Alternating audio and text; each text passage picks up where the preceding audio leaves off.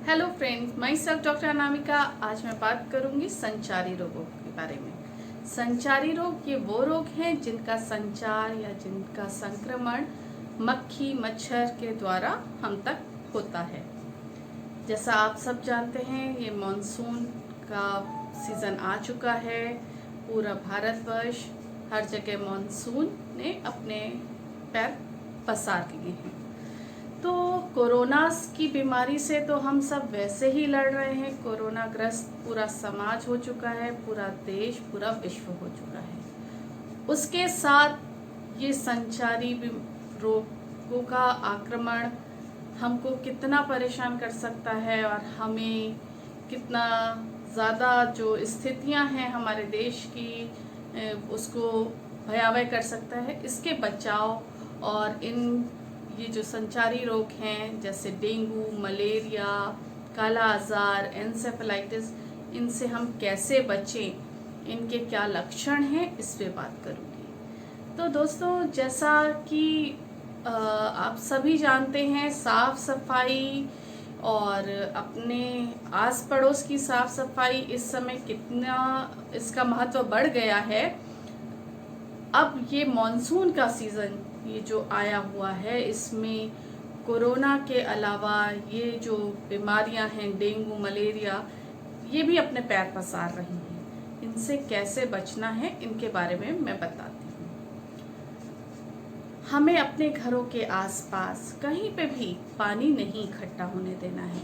जैसे गमले हैं, उनके नीचे की प्लेट है, कोई खाली बर्तन, बाल्टी आंगन में या कहीं पे भी आपके घर में ऐसे इकट्ठा है, या कूलर की टंकियां हैं जिनमें बारिश का पानी या पानी किसी भी तरीके से उसमें पहुंचा हुआ है, उसको निकालना है और उनको सूखा रखना है। किसी भी तरीके से हमें जो मच्छर हैं, मक्खी हैं, इनके लार्वा को नहीं पनपने देना है। साथ ही साथ जो अपनी साफ सफाई के साधन हैं, अपने हाथों को अच्छे से धोना, मास्क लगाना, अपने घर के अलावा अपने आस पड़ोस, अपने आसपास के एरिया की भी साफ सफाई के प्रति हमें जागरूक ज़्यादा होना है। तो सबसे पहले मैं बात करूँगी डेंगू के बारे में। ये एक बहुत ही खतरनाक बीमारी है जो एडीज मच्छर के द्वारा हम तक पहुंचती है। और सबसे बड़ी बात यह है कि इसका जो मच्छर है दिन के समय निकलता है और साफ पानी में पनपता है। तो ये जो एडीज मच्छर है, ये डेंगू एक वायरस है जो वो कैरी करता है और मच्छर के डंक के द्वारा, उसके काटने से हमारे अंदर, हमारे भीतर प्रवेश करता है। इसके जो मुख्य लक्षण हैं उसमें तेज बुखार आना, सर दर्द होना, मांसपेशियों में दर्द होना और प्लेटलेट्स काउंट कम हो जाना। तो ये एक बात है कि जब आप ब्लड टेस्ट कराओगे तब पता चलेगा, लेकिन उससे पहले आपको अगर आपके मल में ब्लड आ रहा है, आपके स्किन में छोटे छोटे पिटैची जैसे हम कहते हैं, छोटे छोटे जो ब्लड कैपिलरीज होती हैं, वहाँ पे लाल रंग के धब्बे इस तरीके से दिखाई दे रहे हैं, तो ये भी एक उसका लक्षण है डेंगू का। इसके अलावा अब मैं बात करती हूँ मलेरिया का जो बुखार होता है, उसमें सबसे बड़ी और सबसे खास बात ये होती है कि इसमें मार्क पीरियोडिसिटी पाई जाती है, शिवरिंग होती है। जो इसका बुखार होता है, मान लीजिए 24 घंटे पे एक खास समय पे आपको बुखार आया, उसकी जो कपकपी है बिल्कुल हिला देने वाली, बहुत कमज़ोर कर देने वाली होती है। और जैसा एन्सेफेलाइटिस के मरीज को आप लक्षणों के द्वारा ऐसे बस यही पहचान पाएंगे कि उससे तेज बुखार आया, वो कोमा में चला गया, या उसकी सोचने अचानक से बेहोशी आ गई, इस तरीके से।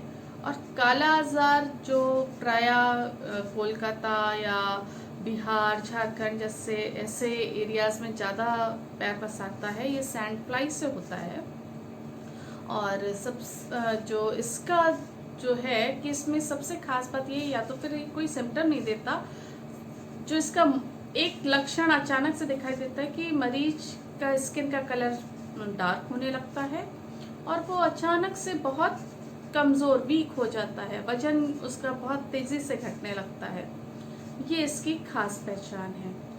इनसे कैसे बचा जाए, अब इस पे बात करती हूँ मैं। जैसे डेंगू के बारे में बात करूँ तो होम्योपैथिक विधाओं में मैं अगर बात करती हूँ तो इसमें यूपेटोरियम पर एक मेडिसिन है जिसका बहुत अच्छा रोल है।